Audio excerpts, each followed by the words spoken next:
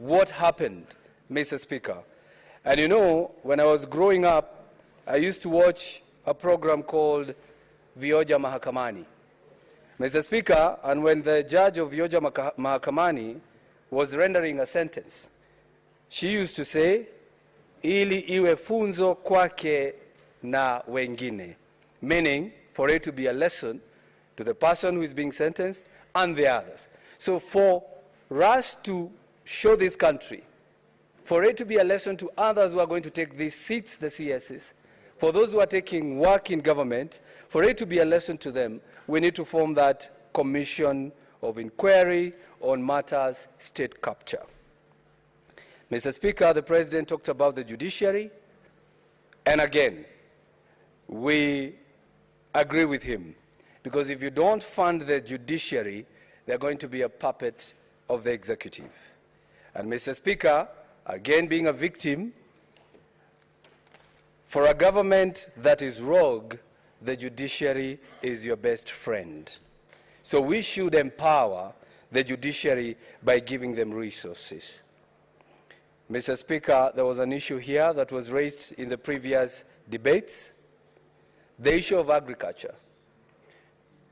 And I'm really happy the President is putting a lot in the agriculture sector, because this is the backbone of our economy. But there was an issue of GMO, Mr. Speaker. I would want to weigh in and ask this House to at least do a little bit of research before opposing the issue of GMO. Mr. Speaker, my grandfather, who actually died before I was born, was a dealer with GMO products. I believe even today, in every village, there is a man there or a woman who is dealing with GMOs in this country.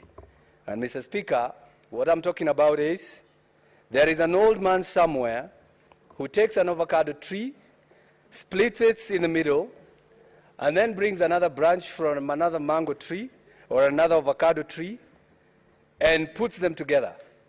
Mr. Speaker, that is genetically modifying that avocado tree. That is what we call grafting, Mr. Speaker.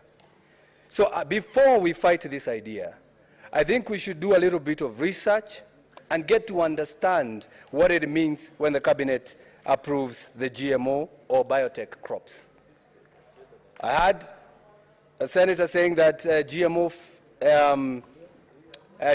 brings cancer. Mr. Speaker, nobody knows. And if at all there is evidence, we are willing to adopt that evidence. And Mr. Speaker, a country called Zambia grows cotton that is a GMO crop. Swaziland and Zimbabwe, they grow the same. Mr. Speaker, I believe no one would get cancer by wearing a T-shirt that has already been developed from cotton that is a GMO kind of food. So, Mr. Speaker, as I wind up, I ask this House to do a bit of research, and at least we have been given the mandate to legislate, so that we can say, if we agree that the GMO should be allowed in this country, we can come up with a law. We say, is it cotton, is it corn, or is it any kind of crop? Finally, Mr. Speaker, this House was promised to have a Senate Oversight Fund. Mr. Speaker, this fund will help, because as the way things are today, Mr. Speaker, this Senate is probably a puppet of the Auditor General. Because, Mr. Speaker, we wait for the governor to expedite and use all the county monies. Then we wait for the Auditor General to do his audit. When they bring that report here, then we start asking questions to the governors. Where were we when all these things was happening? So, Mr. Speaker, I believe with the Oversight Fund, we'll have our own auditors, we will have our own researchers and advisors, so that once we do oversight, we are able to get it from the stem and we are able to get it from the root. So thank you very much, Mr. Speaker, for the opportunity, and I'm happy to serve the people of Kiambu as a senator. Thank you very much. Next, we have Nairobi City Senator Sifuna Edwin.